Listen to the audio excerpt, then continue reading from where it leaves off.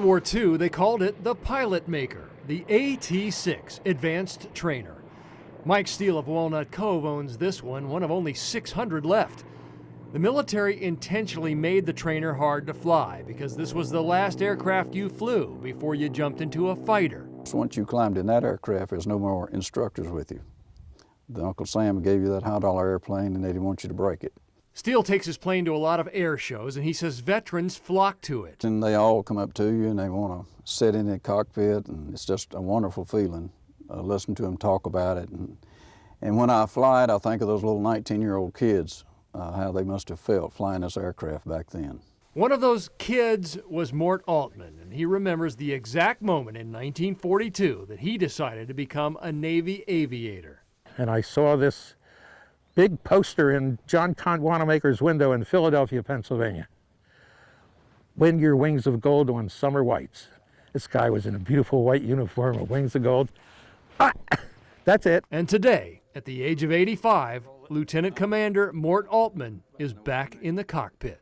There's nothing in an airplane that would bother me. I'm not at all concerned about it. If it has wings and it has a stick and rudder, I'll fly it. With a 600 horsepower Pratt & Whitney engine at his fingertips, Altman does what he does best. I wanted to be a pilot from when I was a young lad, 6, 7 years old, and that was my passion. Always has been my passion. Altman got his Navy wings in 1945, just after the war ended. I was brokenhearted that I didn't get in there and do some heroic things. I was really dumb. I should have been thanking my lucky stars that I wasn't in there and getting my butt shot off. But he knows that pilots like him helped win the war. Without air power, we would have lost our carriers.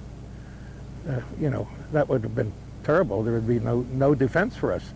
Japan could have come to the West Coast and closed out the war right then and there. Altman stayed in the Navy for 26 years, flying everything from Hellcats to helicopters, chasing enemy subs and rescuing people from typhoons in the Pacific, with many happy landings.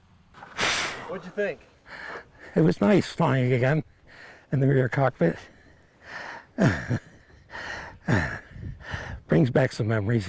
Very few people get to do exactly what they want in life, and I had that opportunity.